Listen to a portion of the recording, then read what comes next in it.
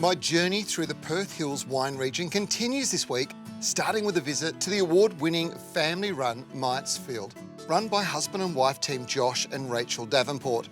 It's a wonderful place to bring a picnic hamper and stretch out on the lawns, or maybe learn from the team about the different wine varieties that are available here.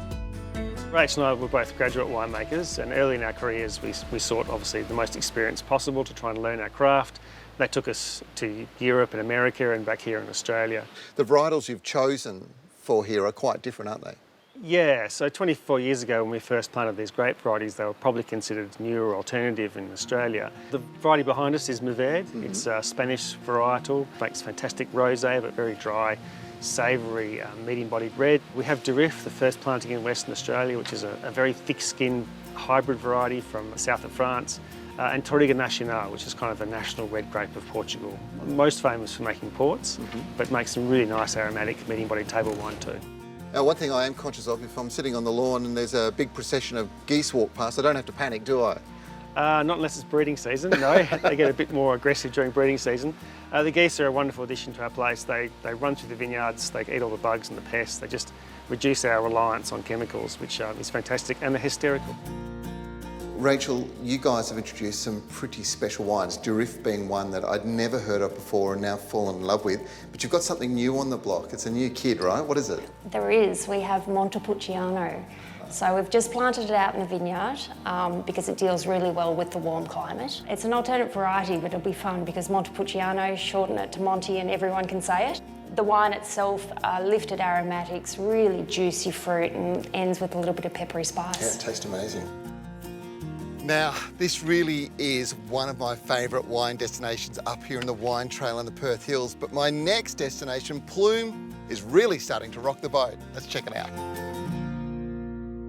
This is a real family affair, and it's a boutique experience with a cellar door offering wine tastings and a seated area where Anita, with much flair and friendliness, hosts and serves share plates, such as plume platters, Flammkuchen, and a range of seasonal inspired dishes which Bianca masterfully crafts from the freshest local produce and ingredients.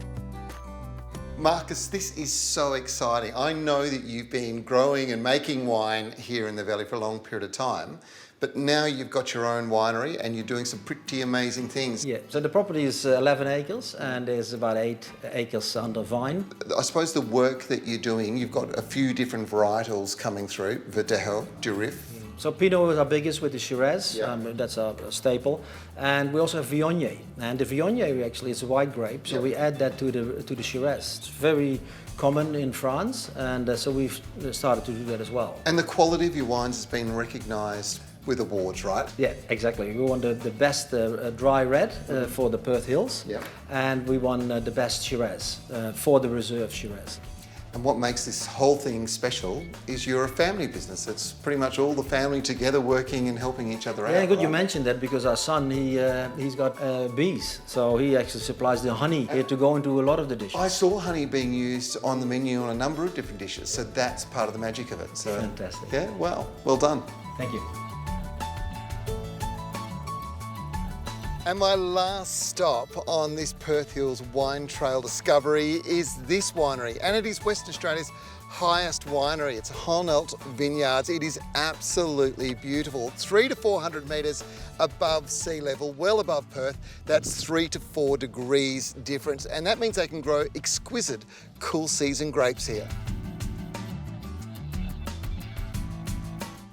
The winery is home to 5 classic French varieties of Semillon, Chardonnay, Merlot and Cabernet Sauvignon, and a little-known white known as Gewürztraminer. Now you should drop in and check it out.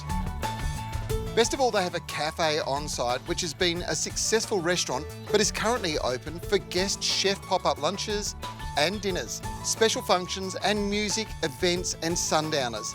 An example is a 7-course vegan summer menu prepared by guest chef Joel Camp. There are a whole bunch of events planned through the summer months. Fridays and Saturday nights will be open, but the best thing to do is check out the website. Now, how good is the Perth Hills? When was the last time you were up here? 35 minutes out of the CBD and you're in paradise. It's time you take the drive.